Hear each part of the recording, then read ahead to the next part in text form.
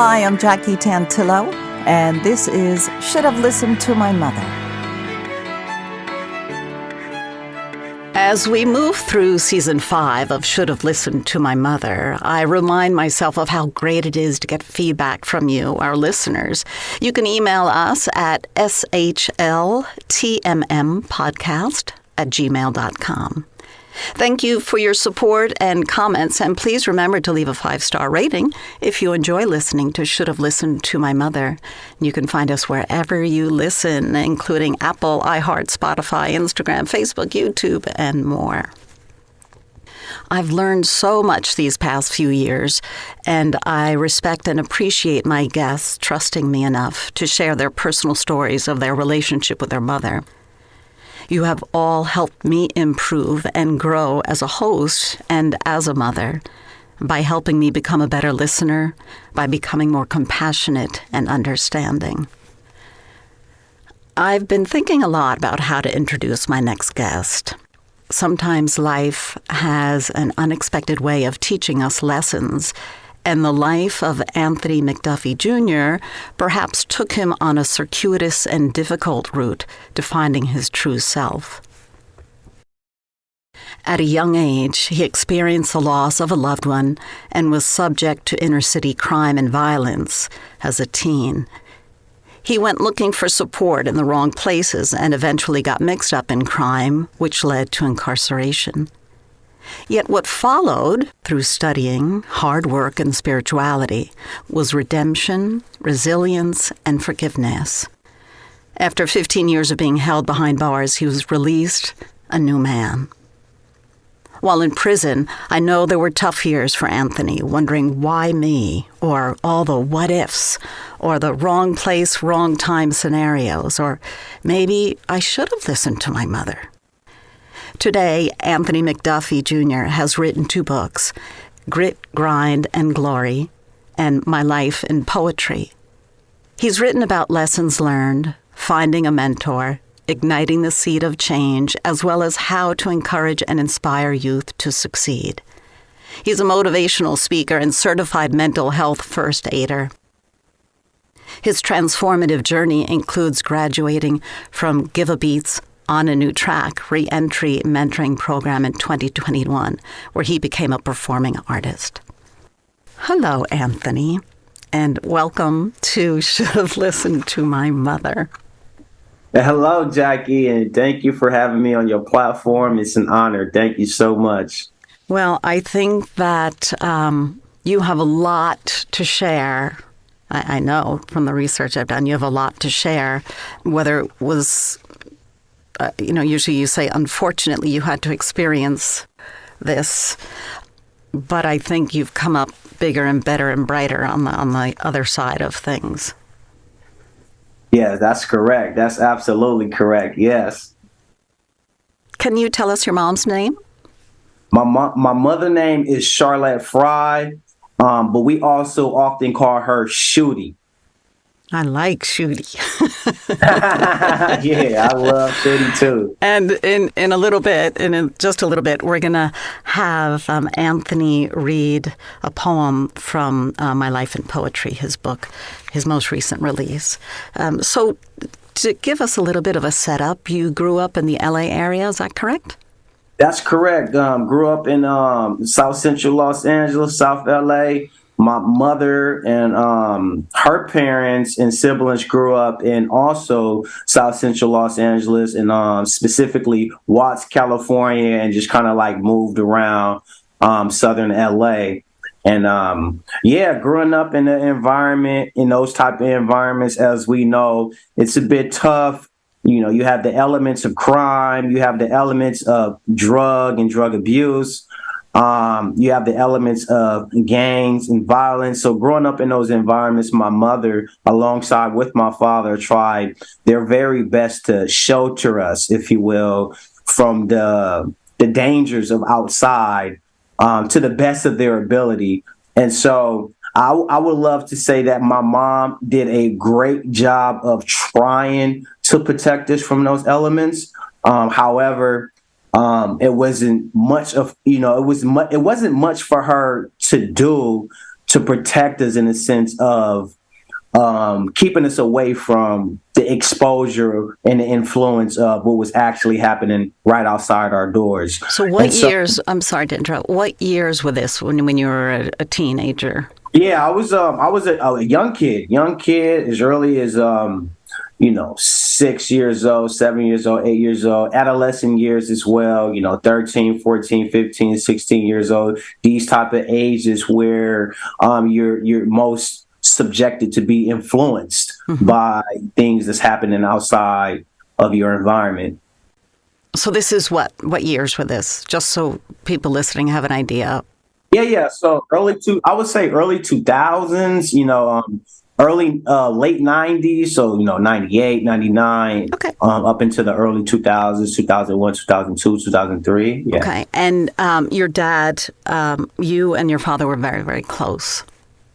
Yes, that's correct. Me and my father was almost inseparable. I was his first child, and my father had diabetes. And so because he had diabetes, I was somewhat of his caregiver in a way where I would do little tasks for him. Things such as making his bed, things such as, helping him to the bathroom because he went blind due to diabetes. And so the nearness and the closeness and the connection I had with my father was unmatched because of those realities that he was dealing with at that time. Unfortunately, my father passed away when I was 8 years old. And so that's what led me to a downward spiral in my development after that period. And how many siblings do you have where you're the firstborn? So I'm my father's firstborn, but I'm the middle child of 9. Wow. So when your dad passed away, your mom had 9 children to take care of? At that time, she had about 6 to take care of. Okay. So you were mourning the death of your dad, your best friend. You were helping him. It made you feel great. You had a purpose, right? And then that disappeared. And that disappeared, and that shattered my life. And that also marked the turning point of me going down a downward spiral, if you will, and involving myself in gangs. And that led to involving myself in crime. And then that led to involving myself in the penal code system. As early as 13, I was incarcerated. Or I was just to say I was locked up in juvenile detention for an armed robbery. And then at that point, it was just back and forth, going in and out of juvenile detention centers. And are you the only sibling that got into conflict with the law? No, I had other siblings as well that got in contact with the law. In fact, my older brother, before I got in contact with the law, he had his contacts with the law or whatnot, and other siblings as time went by. So, yeah. Wow. So were these perhaps role models for you since you lost your dad, your older brothers? So you figured if they're doing it, I guess I can do it too? Or Absolutely. That's the thinking when you're living in a household and you live in a household with your brothers, but without your father, you look for the next best thing that's close to your father, if you will, or at least that mentoring role. And so for me, it was my older brothers up until a point that they moved out of the household. And then I realized at some point I became the older brother of the household. Right, the man of the house. But your mom was also mourning the loss of her husband, correct? Absolutely. And she was juggling all the kids and the household and everything. So yes, and I think that pressure, if you will, on my mother was very, very tough at that time. And so dealing with the pressures of losing my father, and also because you have to understand, and for the context for the audience, my father was the main provider of the household. So now taking out the main source of income out of the household, coupled with the grief of the loss of a death of my father, was a lot for my mother to deal with, especially now she has to raise 6 other children, now 7 because she's, having newborn at that time, now 7 children. and bearing the responsibility of all of these seven children on her own became a very, very difficult task for my mother. Right. Did you understand that when you were in the middle of all this? Or that was not even on your radar? Right. Absolutely not. I couldn't even fathom the things that my mother had to juggle with at that time. And I couldn't even fathom the reality of what she was dealing with while dealing with her own personal issues. And so I think that's part of the reason why I couldn't understand my mother at that time. But as time went on and I looked back and peered into my life in hindsight, I realized that all of the resentment that I had for my mother and all of the anger that I had for my mother now went away because I understood that what my mother was dealing with at that time, she was doing the very best that she could do for all of us. And although I didn't understand it then, I understand it now. Yeah, I think that's common. I mean, young kids, they're just, they're going through a lot, whether it's hormonal or, all of this, and you had lost your dad. So the work you were doing on the street, the armed robbery, was that to bring money home to give to your mom, or you were just buying yourself stuff to make yourself feel better? Yeah, so at that point, the armed robberies and various crimes that I committed was for the mere fact that we didn't have enough. So if I was to steal or if I was to rob, it wasn't for the sake of crime. It was probably more for the sake of not having anything or the lack of having things. And so that's what would be the motivating factor for me to go out and steal or go out to rob, is for the lack of not having enough. Right, but did you buy yourself things, or did you go, Mom, here, I had a couple of $100 I found? No, because my mother would never accept money that was she knew that I couldn't account for. So obviously she knew I didn't have a job at that time, right. And she obviously knew that if I was running in and out of the streets and I'm probably was with gang members and I'm bringing her own money, it's probably from an illegal source. So I wouldn't have had gave my mother money in that regard. I spent it on myself for things that I lacked in my life, such as shoes, clothing, food, whatever it is. And, I was lacking at that time. I would then go out, rob, steal, or do whatever I needed to do to make up in my mind for that loss or that lack. Sure. Well, it made you feel better, right? Empower you, maybe? Or that's what you're being told by your buddies that were trying to help you. For sure. And I wouldn't say empower me, but I would definitely say encourage me to continue the habit and the process of going out and doing it. Sure. Yeah. Okay. So your mom was going through a lot, but you as a teenager were really lost and confused.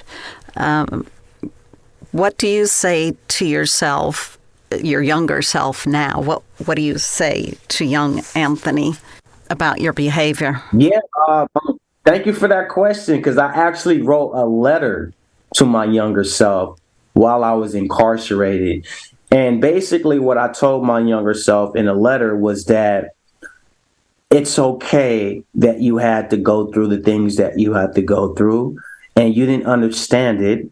And it's okay to go through the pain that you went through, but it's not okay to continue it. And as me being your older self, I'm here to tell you that I have you to the point where I can comfort you and I can give you the support, the love, the security that you so desirably needed at that time.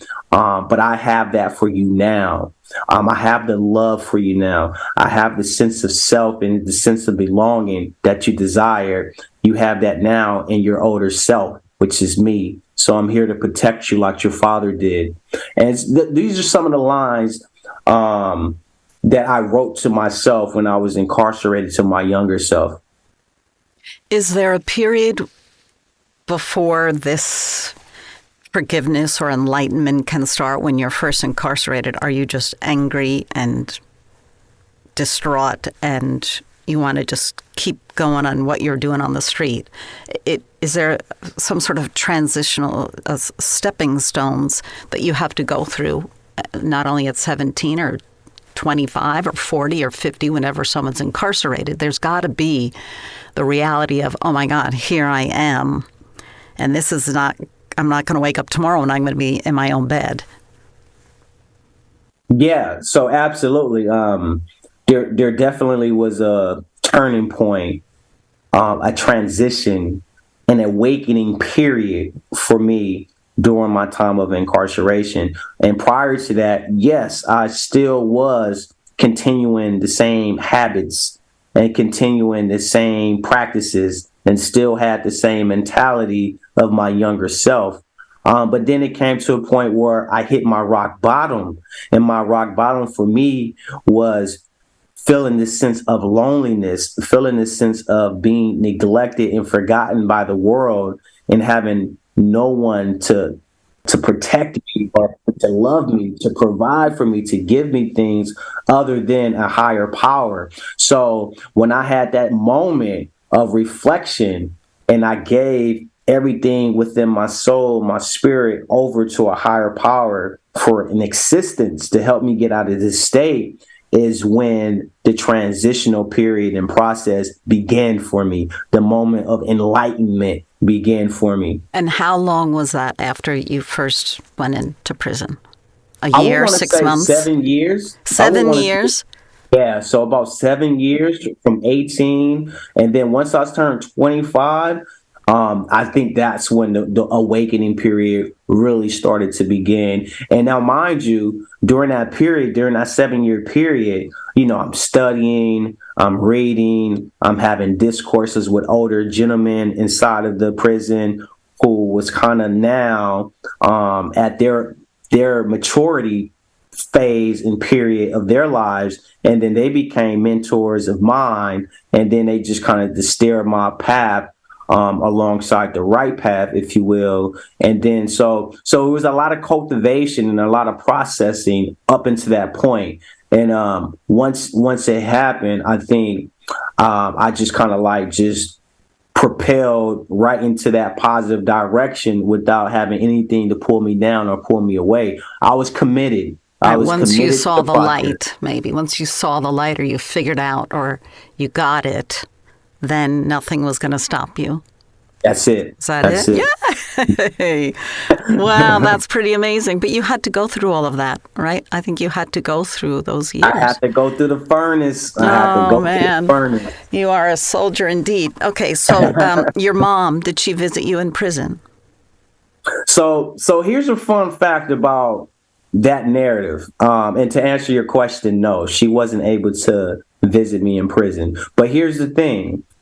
Before, and I'll give you the backdrop of the story. I was at home and I received a phone call from a friend of mine who wanted me to just come out and go to a football game. Now, mind you, I had to work that next day. At the time, I was working for a recreational park, and so my mother knew my schedule.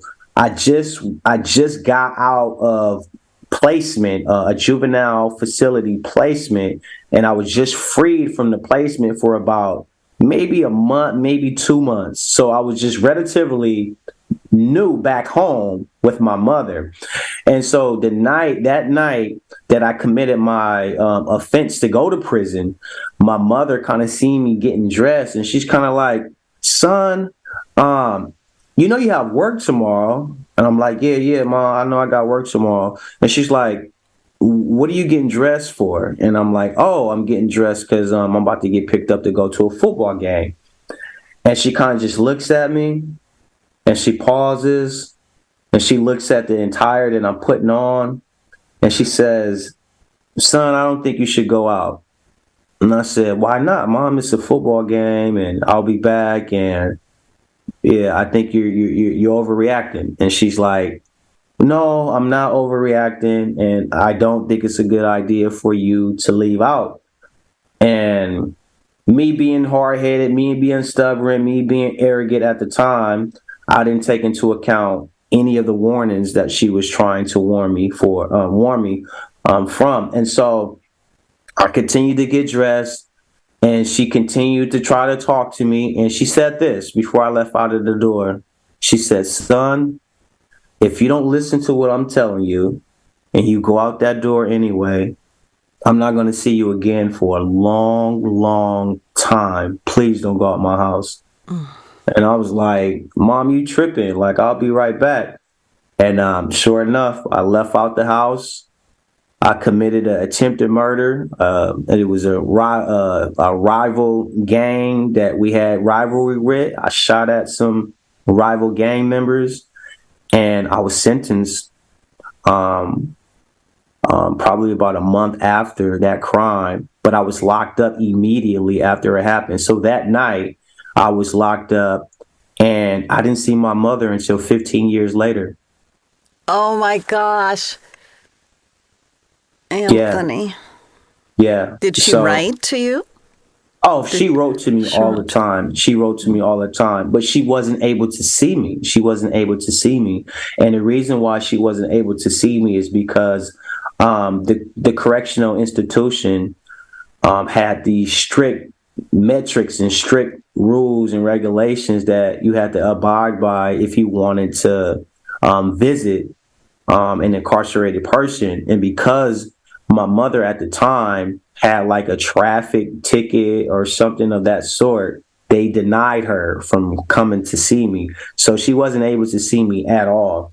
So going back to her prediction, leaving the house, she wasn't going to see me again for a very, very, very long time. And that happened. That happened. I didn't see my mother, and I longed to see her when I was in those incarcerated spaces. It was almost like a burning desire just to hug my mother, just to touch my mother, just to to kiss my mother's hands, just to look into her eyes. I remember reflecting and thinking, only if I have my mother in this moment, only if I can touch my mother, only if I can kiss my mother's hand in this moment, but I wasn't able to. And that within itself, I think was the catalyst for me to just change everything within me, my behavior, my mentality, so that I can get back out and see my mother. And I did. And another fun fact is my mother told me this. My mother said, because I remember when I was 17 and the judge had bounded me over from juvenile court to adult court. And I remember the judge telling me that I'm about to be facing adult time. And I'm a juvenile at this time, so I don't even know what that meant. And so I got bounded over to adult court, and they sentenced me to 25 years in state prison. And I just remember the feeling I had over me when they sentenced me to that long of a sentence. I just felt like the world was going to end. And I remember looking over to my mother, and she said, "Son, you're going to be okay. You're going to be all right." And then she said this. She said, "Son, when you get in there, get around the Muslims and you're going to come home." And at the time, I wasn't religious. My mother was Christian. So the idea of getting around the Muslims, I'm just like, what the hell are you talking about? Where did that come from? But I didn't understand it at the time.